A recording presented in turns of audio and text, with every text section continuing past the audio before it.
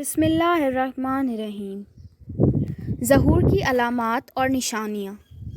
مہدی موعود کے ظہور کی کچھ نشانیاں بتائی گئی ہیں اور ان نشانیوں کی پہچان بہت اہم اثرات رکھتی ہے، کیونکہ یہ حضرت مہدی کے ظہور کی نشانیاں ہیں کہ جن میں سے ہر ایک کے ظاہر ہونے سے منتظرین کے دلوں میں امید کے نور میں اضافہ ہوگا اور دشمنوں کے لیے خطرے کی گھنٹی ہوگی تاکہ برائیوں سے باز آ جائیں۔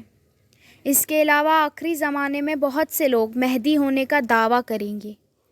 ان علاماتوں سے منتظرین پر واضح ہو جائے گا کہ یہ لوگ کذاب ہیں اور موعود نہیں ہیں۔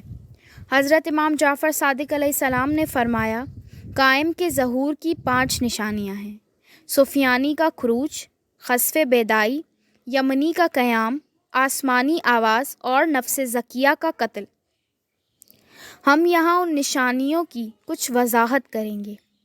پہلی، سفیانی کا خروج۔ سفیانی ابو سفیان کی نسل میں سے ہوگا جو ظہور سے تھوڑی دیر پہلے سرزمین شام سے خروج کرے گا اور وہ اپنے دشمنوں سے بہت برا سلوک کرے گا، اسے قتل و غارت کی کوئی پرواہ نہ ہوگی۔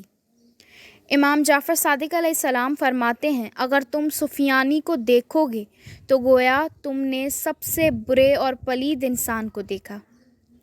نمبر 2، خسف بیدا۔ خسف کے معنی دھنسنے کی جگہ اور بیدا مکہ و مدینہ کے درمیان ایک علاقے کا نام ہے۔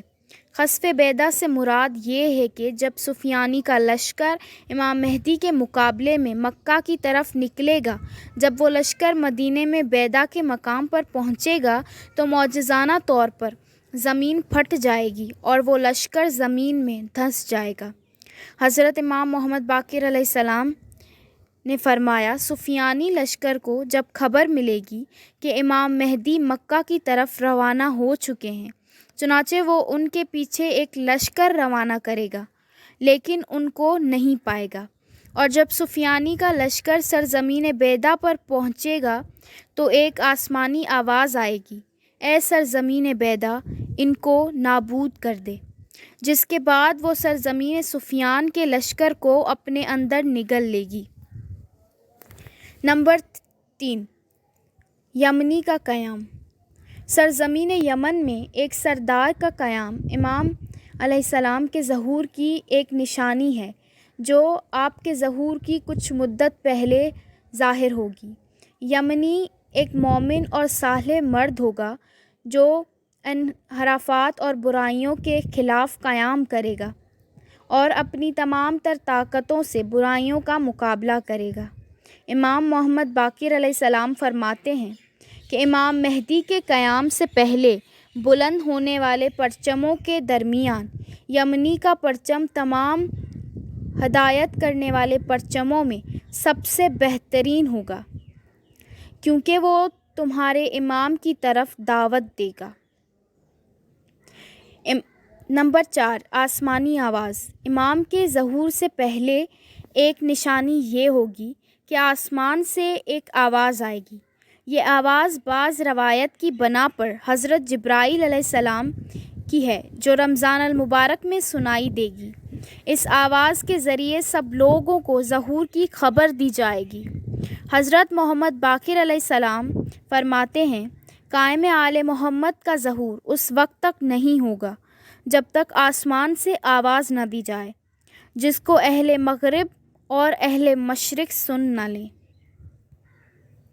نمبر 5، نفس زکیہ کا قتل۔ نفس زکیہ کے معنی ایسے شخص کے ہیں جو پاکیزگی کمال کے بلند درجے پر فائز ہو۔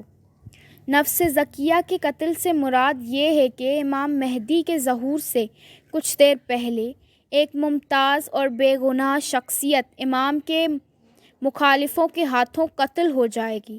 بعض روایت کی بنا پر یہ واقعہ ظہور سے 15 دن پہلے رونما ہوگا۔ اس سلسلے میں حضرت امام جعفر صادق علیہ السلام نے ارشاد فرمایا، قائم آل محمد کے ظہور اور نفس زکیہ کے قتل میں 15 دن رات کا فاصلہ ہوگا۔ یہ ظہور کی حتمی علامات ہیں جن کے واقع ہونے سے سب پر یہ بات آشکار ہو جائے گی کہ مہدی موعود کا ظہور ہونے والا ہے۔ اس کے علاوہ بھی کچھ نشانیاں بیان ہوئی ہیں جن کے بارے میں مختلف نظریات ہیں۔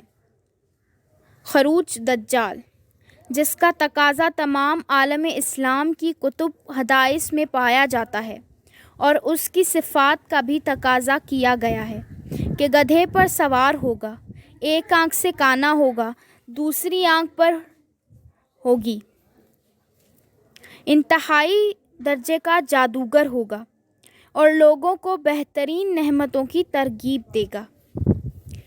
اس کے لشکر میں ہر طرح کے ناچ گانے کا ساز و سامان ہوگا۔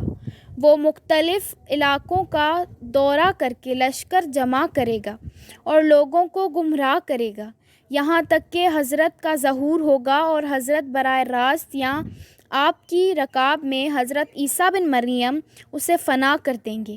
روایت سے تو بظاہر یہ معلوم ہوتا ہے کہ یہ کسی انسان کا تقاضا ہے، لیکن چنانچہ دجال خود ایک صفت ہے اور اس کے معنی مکار اور فریب کار کے ہیں۔